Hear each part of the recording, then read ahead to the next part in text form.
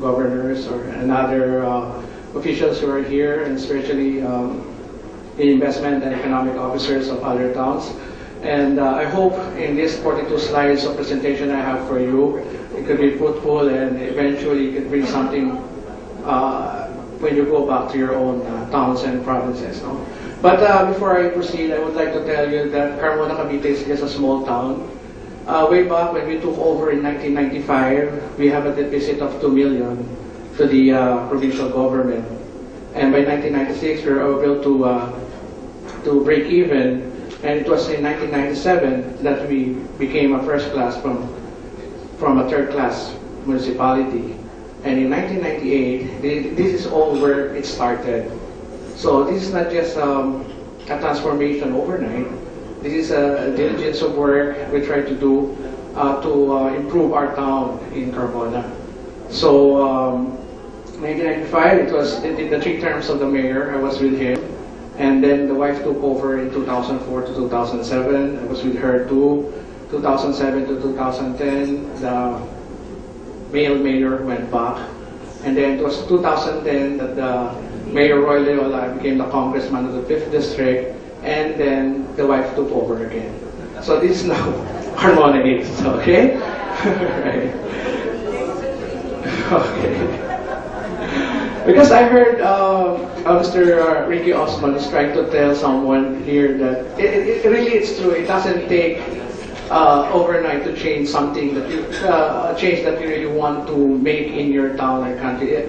It has to be a continuous process. He was telling, I think, 3 terms, around 3 terms non-stop, something like that. Anyway, Carmona is only we're only composed of 64,000 in population. That was 2008. Well, as we all know, the population commission only conduct the population count every 3 years, no? So as forecasted, we're going to be 72,000 this 2011. We have 14,885 households, and the literacy rate is 98%, employment rate is 98%. We're only 34 kilometers away from Manila. With the open of the Skyway, we're just around 20 minutes away. But if you 20 to 30 minutes away, I do it 20 if you drive like Fast and the Furious, 20 minutes. All right. We have 1,514 registered establishments. This is composed from factories down to fishbowl vendors and everything. Okay. So the number of workforce we have is 24,918, or 39% of the total population. Next slide, please. So our vision is to be a premier investment and sports hub in the province of Cavite, with ecological balanced community and fast-growing economy steered by the dynamic leadership and empowered citizenry. Before I continue, way back, when you hear the word Cavite, it's like old gangsters, di ba? But now it's not. So the transformation was done. It was done. It was not done again by overnight, but I guess it took 20 years, 2 decades to erase that kind of gunslinging people, you know, and that's where they bring the kidnapper ransom something before. But now it's not. That's not anymore. It's a haven for industrial investors. Okay, our mission is to provide an atmosphere that will enhance investment in sports development under a peaceful and orderly community with satisfying conditions with effective and efficient delivery of services. Yeah. So that's what everybody wants. Okay, this is the main source of local generated income. As you can see, the local taxes is the bigger piece of the pie. Because of our 260 factories there, we were able to get this. Okay, so we get 197 million just for taxes on business tax. This is more on business tax, the local tax. So yung era namin, konti lang yan. So, okay, next slide please. So we call it the Carmona Economic Development Team, no? This is composed of our present mayor now, which is Mayor Dario Leola, and yours truly, the Local Economic Investment Promotion Officer, as well as the Executive Assistant. Mr. Henry Ting is one of our oldest investor, which turned out to be our promotions officers also as a consultant. And also we have the Planning and Development Coordinator, Ms. Mildred Fabricacion. Mr. Wenju Chen is one member of the NGO. This is the Taiwanese Chamber of the South Philippines, which composed of 40 investors, all Taiwanese in Carmona. And Mr. Michael Luna, the Carmona Business Club President. And we also have a representative from DTI who also acts as our consultant. And the technical working group is composed of coming from the Department of Agriculture, and one of the major also member that we really rely on to do this work is the IT department. No? As what the former speaker says, that you have to adapt the 25th century, right? As you were saying like that, kanina, IT is one. IT is one. So you have to adopt IT.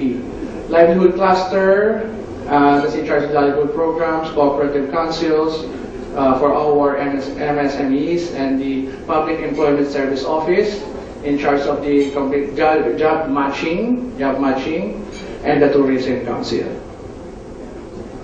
Okay, the role and function of the Carmona Economic Development. This is also based on the local government, which as we have been instructed by our President way back in January, that everyone should have a local economic investment officer as an executive order for the city, towns, and provinces. No? So to accelerate the economic growth, we have to encourage and help the community members to improve the production and marketing of their goods and services. In our case, this is manpower. This is manpower. We try to encourage them to be more masipag, less reklamo. As a matter of fact, one of our selling point that more investors are coming to our town is we don't have unions. We don't call it union. We call it Labor Management Council. So before they can get their business permit, they have to get the workforce in Carmona first. Okay, through our Public Employment Service Officer. Okay, so these people, before we bring it to them, because the job pooling is in the Public Employment Service Office. So before we bring it to them, we try to match it to kung ano yung tama sa kanila, kung ano yung pwede sa kanila. And then eventually, before we send them there, they are all, in other words, we give seminars to them that this is how you should work. Your investor is a Japanese, so the culture of the Japanese is like this.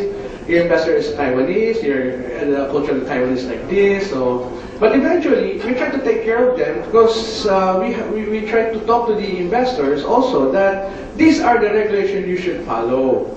The minimum wage, everything. So the local government is always the mediator. So the mediator. Enhance the capability of economic members to establish and manage their own business enterprise. This is more on making their own business, like sari-sari store and then the rolling stores. Create adequate job opportunities for Cambodians. Okay, we will get back to this, or maybe I should say now. Create adequate jobs opportunities for Cambodians. Late last year, I was able to discuss with our mayor that most of our graduates is like HRM, nursing, something like this. But when they come to us, to the Public Employment Service Office, sometimes nahirapan kami. It's hard for us to find work for them, no? So, as much as we try, but now we're trying to talk to graduates. In every high school graduations, we try to talk now and encourage them to take technical vocationals, which is, kasi nakita namin, we have all the semiconductors, we have 260 factories, so we try to match.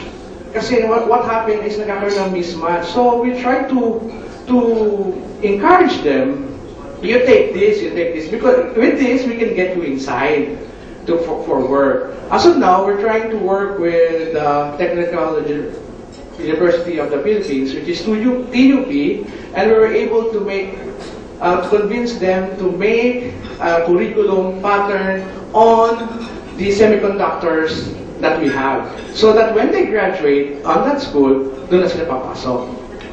Doon na ang kanilang OJT. So doon na rin sila most probably papasok. Okay? Next slide. To achieve economic equity, we have to attract appropriate investment internationally and locally. Give priority to low-income families in identification of livelihood program and beneficiaries. So what we do here, attract appropriate investment.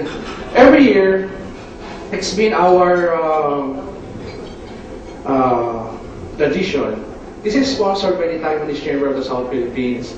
Every year, the mayor would go together with the Taiwanese investors to go in Taiwan and try to attract investors. And the Taiwanese themselves are the living testimonies that should you want to invest in Philippines, you don't go anywhere, you go to Carmona. Because this is like us in Carmona. This is how we are in Carmona. Ganito kami sa Carmona, ganito kami Kalapet. Because the Taiwanese Chamber of the South Philippines is composed of 200 members. And the headquarters is based in Carmona. And all the charter president and the present president is all from Carmona. The investors from Carmona. We have 8 industrial estates there, and which is now composed of 260 factories. And services, encourage diversification of industries within Carmona. One classic example of this is, if you notice, if you have heard, I don't know if you have heard before, ON Semiconductor, which is former Motorola, which is owned by Texas Instrument, is in Carmona and in Calamba. There are 2 plants. Now they want to make it ON Semicon Philippines. So it's either they choose Calamba or they choose Carmona. So it's talagang kinulit namin, nakapagkulitan kami against Calamba to transfer the Calamba plant to Carmona, and which what would nangyari. So nag-expand ngayon. Now my problem now is to find an apartment that would bilet 700 employees na manggagaling sa and then I was now trying to, pag nagsasalita mo minsan sa simbahan, nakikiusap ako kay Father na baka yung mga dyan, baka gusto niyo magtayo ng apartment kasi kulang kayo. So pag nag-sermon si Father, sumisingit ako. Sabi ko, Father, pasingit. O kaya siya na magsabi na nangangailangan ng mga apartment, nangangailangan ng mga, which is now, maganda naman ngayon. So nung nagtatayo ng mga apartment, lumakas naman yung mga hardware, so may workforce, pintero, mason, so everything follows. So, yeah, this is one classic example. Provide the current needs of the business and industry without sacrificing the needs of future generations. In this case, if there are some business investors that you want to punta sa amin, we don't encourage them to put it outside the industrial zone area. It should be inside. Kasi Carmona now is zoned. We have the forest, the agriculture, we have the watershed, and we have places only for factories and residentials also. Optimize the use of local resources without jeopardizing the environment. Yes. Okay. The role of the, I think this is me. All right. Facilitate the preparation, coordination, and execution of local economic investment promotion policies, projects, and activities of the municipal government. As of now, when I was assigned to be last January, now I was now be able to be part of all of the business associations, the Carmona Business Club, the Taiwanese Chamber of the South, and now being adopted as one of the board members, so that I would know what they really want, and then so that I would always makarating sa aming pamahalang bayan. Then in return, that I could do something for them, and then this is a symbiotic relationship. So we do something for them, they do something for us. Okay. Facilitate the establishment of an aggressive, systematic, orderly, and sustained promotions and marketing of Carmona investment locations. Provide basic information about business potentials of the municipality, including services to prospective investors. Sa mga bagay nito, we try also to provide, sometimes they find it hard to get transformers ng Meralco. So in this case, we always interfere so that they can get it easily. Next slide, please. Establish local economic database containing relevant facts and figures. So we have a database of which is kung ano lang yung available na cut sa mga industrial estates, how much it is, kung para alam nila. Which is this is the running figures now, how much per square meter in a certain area. It has a strong flood drainage, everything. Coordinate with other offices, of course, with the planning, treasury, budget, and Sangguniang Bayan. Sangguniang Bayan, in a case of, if we have to have a resolution, for example, it's a commercial area, we want it to be industrial, so kailangan convert yan. So, kailangan natin ng Sangguniang Bayan. Coordinate with private sector in investment promotion campaigns, conduct information dissemination on local government policies, on investment, wage laws, required permits, etc. Okay, next. Okay, this is how we do it, the demands versus needs. The goal is to poverty alleviation through total local economic development. So what's our action? We have two. We have internal and external. The internal one is to increase the LGU income translated to efficient and sufficient social service delivery. So, pagka mas malaki yung income namin, so we can give more to the constituent, to the people, like roads, everything, And external, increase in the constituent and business income translated to increased local investment, SMEs, and income earners. So, from this, you'll see, next slide please. So, those internal, this is what we have. This was launched in 2000, these are the internal actions. Launched in 2009, we have the Citizens Charter. Okay, this was launched so that they would know. So, pagpasok niyo pa lang sa municipal office namin, on the lobby, there's a desk. So you will see a touch screen there. The touch screen, if you want to go to a certain department, you just touch it, touch. Then you would know the list of the people you only have to talk to, from the head up to the last. So that's what the Citizen Charter is all about, diba? To transparency and then to avoid that thing. Okay, then we have the one-stop shop. Okay, the one-stop shop, in our place, you can get your permit from 28 to 30 minutes only. So, tapos na. So, all you have to do, you can get your application form through our website if you want to renew, or you can get it there, then have it assessed. All you have to do is bring it to window 1, and then it will, the paper will work for itself, pasa-pasa, you will go to window 8. So when they call your name, you're in window 8. Okay. So what you do while you're waiting? So there's a big lounge with 2 big LCD TVs you can watch, overflowing of coffee and juices with biscuits. And if you want an extra service, you can avail our massage from our what you call this sa mga blinds namin. So it also gives income to our blinds. So extra service of massage, and then you can get there. So what's our policy in business permits? In business permits, if you're a new factory or a new company who opens in our town, for example, kulang ka sa plano, mechanical or some plans, may kulang. Sa environment, may kulang kang konti. Not to disrupt the flow of your business, we give you temporary permit. And then we give 90 days for you to comply. Kasi, yung mga companies na yan, they always need that. Custom, ganyan. Kailangan nila yung business permit. And then they can go on with their business. So again, before they have that, especially they will get the employees from us, from Carmona, kailangan sa Carmona yan. Only then, na hindi nila makita sa amin. For example, kailangan nila talaga ng certified public accountant, naubos na kami, they can outsource outside. Saka lang sila kukuha sa labas. So, that's how, tapos, here, ang maganda pa nito, it increase your revenue. Kung kayo ay EBBLS, kasi na kami, electronic na kami, business process licensing. So, hindi na sila masyadong makahingi ngayon ng discount. Kasi computerized eh. Sabi, we we cannot do some doctoring here kasi the auditor will see it eh. Kasi ano siya sa loob nung aming database eh. Yun lang ang binabasa ng auditor. As for information, we have an auditor stay in-house with us from the Commission of Audit. So every 30 days they count our money kung kumpleto o hindi. So ganun, naka-in-house sa amin ng auditor.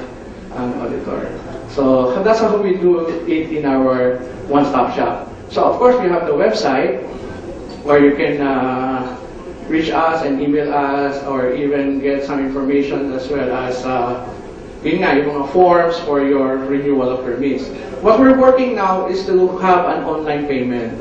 We want to do this. This is one of my I'm going to propose this on my cluster meeting for our. We have 5 clusters kasi admin, finance, infrastructure, social, and peace and order. So these 5 clusters are composed of different department heads. Pinagsama-sama na sila. Okay, so sa admin cluster, proposal ko, I want to have an online payment. Why? Because some of our fellow townmates who are living abroad, hindi makapagbayad ng real property tax. So what happens? Nagkakaroon ng penalty. So this is one way of encouraging them and also for us to have more income, di ba? So bayad na ng bayad. So we're trying to work on it. So that's my project. Okay. External actions. Yes, public-private partnership, dialogue with private sectors. We have a lot of business forums. Next. One is building strong ties with HR practitioners. We have an association of all HR managers there. And we brought BIR. I brought Bureau of Immigration.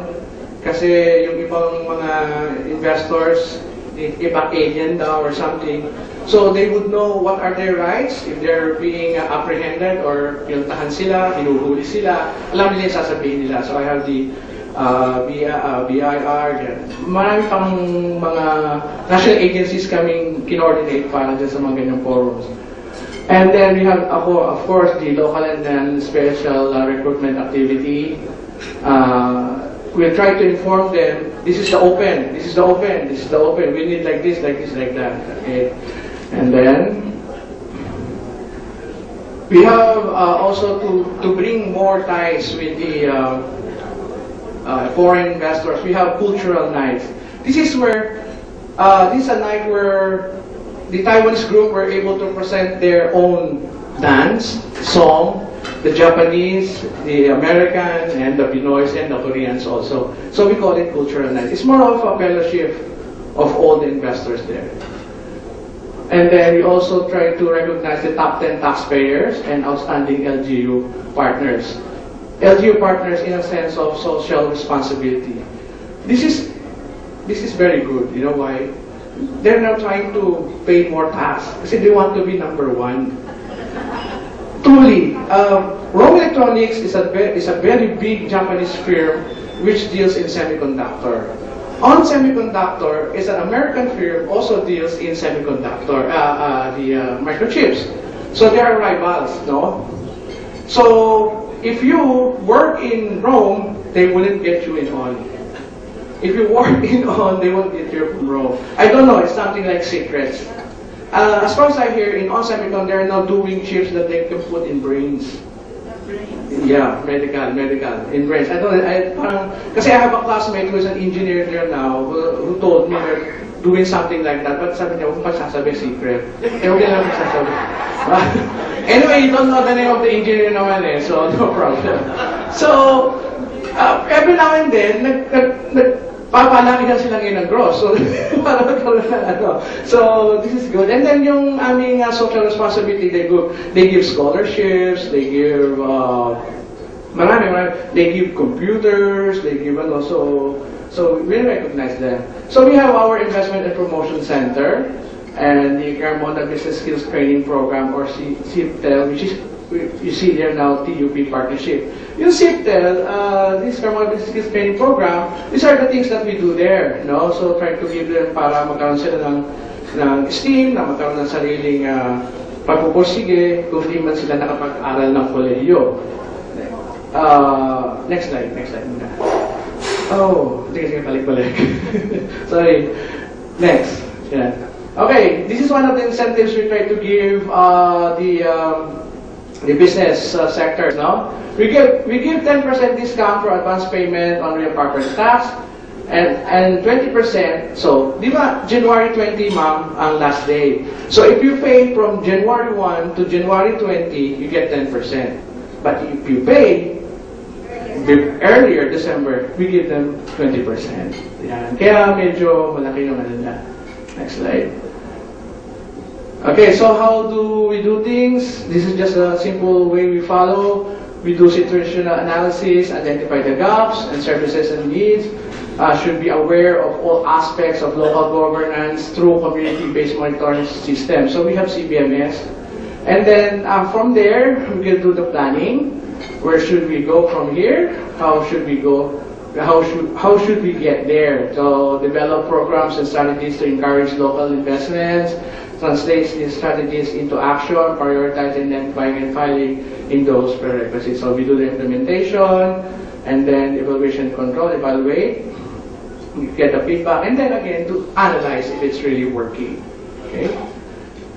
So we foster business-driven mindset, white words, because we act as a mediator. Minsan may tatawag sa akin, nabangga daw siya, presidente ng kumpanya, so I have to send our own police there just to make sure na hindi siya nakaharas, something like that. So these things happen like, we help investors to meet their needs, we establish relationships and linkages. Our support to livelihood and small, medium enterprises of the NSA. So we have the well-known ITA, or the knives, we have it there. So we adopt it as our one town, one product. Now, Center for, this is the CITEL I was telling before, we try to, next slide please. These are the things that we try to give them, training, no? So barista training, cosmetology, cell phone repair, consumer electronics, finishing course for call center agents, welding, tour guiding services, commercial bank, baking and pastry, bartending, food and servicing, basic hair and beauty culture. Okay. Now this is one of our kilalang-kilala sa amin na livelihood, which is the Gupit Sinela Strap. You know, if you go to Shoe Mart, in all Shoe Mart, di ba makakita kayo ng step-in na parang Habayanas, di ba, right? So, Habayanas is also from Brazil, right? But yung sa atin, mura lang yun eh. Yun, doon ginagawa yun sa Carmona, sa Best Rubber. Sa Best Rubber. So yung pinagputulan yan, yung kudrado yan eh. Ngayon, yung korte ng paa. So, tatanggalin na yan. So yung natira, butas-butas yun, no? So that's what this is what we do, no? Next slide, please. Yan, ginagawa namin siyang parol. Makikita nyo yun, parang butas-butas. Kaya pagka inikot-ikot mo yan, magiging gano'n ng itsura. Parang parol. So mabilis sa amin. Even in supermarkets, we have this, no? This helps 830 families, no? So yung mga babae sa amin, na imbis na inaawa-awa yung mga asawa nilang lalaki at nagchichismisan, ito ngayon ang pinagkakaabalahan. Yan. Okay, next slide please.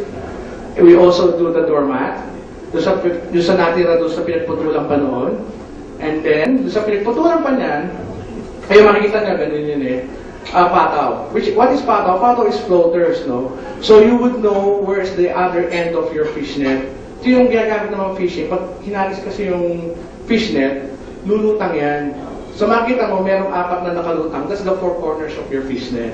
So you would know kung saan ka, ano. So that's what we pataw. Mabili ito sa Malabon, saka sa amin. And yung pinaka-durog na, yan, ginagawa namin beanbag. Nasa loob noon. Alright. And we also have eco bags. Now, we have a project like Basura Palit Gamit Eskwela. We always do this. So yung mga bata, the children who would drink sesto, they won't throw away their, yung basura yun, pinaglagyan ng sesto. The pack, So, we try to give them pencil, pad paper, depende sa dami. Mas madami, mas marami sila makukuha, like bag or something. From there, we make bags. And all the tarpaulins that are based on a billboard, may duration yan. After that, we take them all off and we make also bags out of it.